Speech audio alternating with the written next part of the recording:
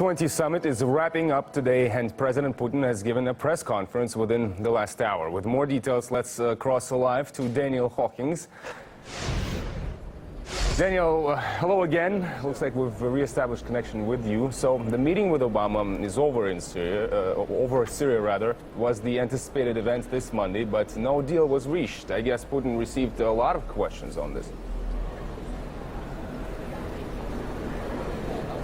Yeah, certainly a lot of questions, quite a long press conference, Igor. Of course, the deal was highly anticipated, not only by the masses of media here from all around the world, but by the rest of the world as well.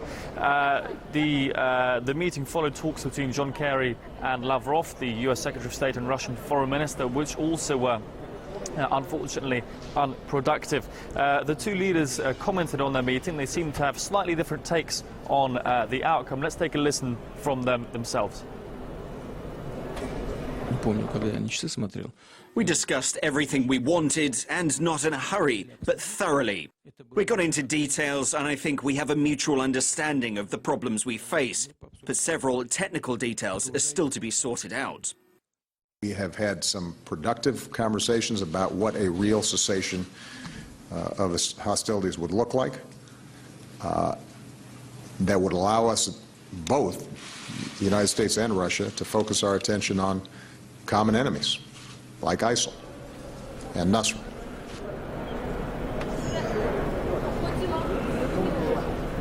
Well, as you heard there, Obama stating that there was some constructive talks, some movement forward, some positivity at least to take from what's been a very long couple of meetings here.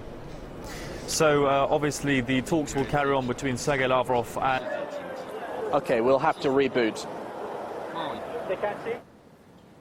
No, we're having some technical difficulties there. Sorry about that. If we can still... French lorry drivers, we'll be back to those stories in just a bit. French lorry drivers and farmers have blocked a key motorway in Calais in protest against the city's migrant camp known as the Jungle. Locals have also joined the protest by forming a human chain along the road. RT's Polly Boyko has the latest. On the 23rd of June, the people in the UK voted for the UK to leave the European Union. The government respects that decision. We respect the wishes of the people, and we will put that into practice. So there'll be no second referendum, no attempt to turn the clock back, no attempt to try and get out of this. The UK will be leaving the European Union. I apologize for more technical difficulties that we seem to be experiencing right now. As France's largest refugee camp, the Jungle hosts up to 10,000 people, and almost all of them are determined to reach the UK. Despite being partly dismantled, it still exists and is in fact growing again. Locals have dubbed the area a disaster zone. Now we're going to try to return to Daniel Hawkins there in China. Daniel, if you can hear me right now.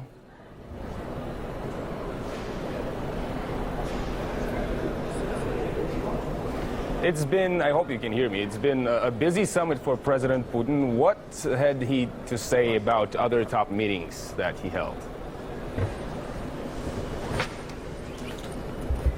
Yeah, it's been a long series of meetings for President Putin, as you mentioned, Igor.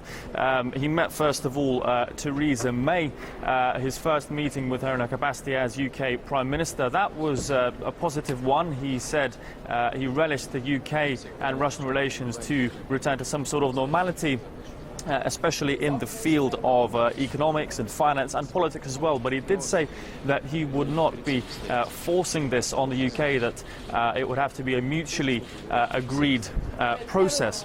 The second one, obviously, with President Erdogan. It's their second meeting in just under a month, the first taking place in St. Petersburg just earlier this year. He said that breaking relations is very quick and easy, but fixing them is a more difficult and long-term process. But he said that the relations were on course to improve.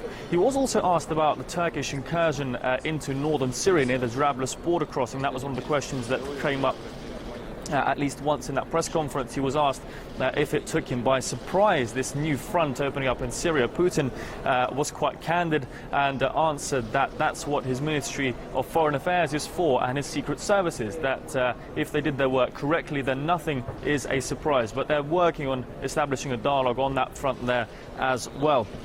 He also met Chancellor Merkel. They seem to have a lot to talk about with the Minsk Accords, with resolving the Ukraine crisis. We didn't talk for as long as perhaps they wanted. Merkel, of course, having her own domestic issues to deal with at home. The AfD, as our viewers heard earlier in the programme, beating her party to third place in one of the key regions, so she had to make a swift exit. But nevertheless, they did agree to carry on dialogue there. And last but not least, of course, with the Chinese president, the host of today's summit, Xi Jinping, everything there was certainly very rose-tinted. Putin brought allegedly a large box of ice cream for the Chinese leader. He's supposed to be a big fan of the Russian delicacy, saying that the Russian ice cream is the best in the world. So Putin had brought him plenty to feast on after what's been a long day here for all the leaders and also reporters here on the scene. Indeed, Daniel, looks like it's been quite an eventful trip for Vladimir Putin to China. Thank you for that report. That was Daniel Hawkins reporting from China. Coming up after the break.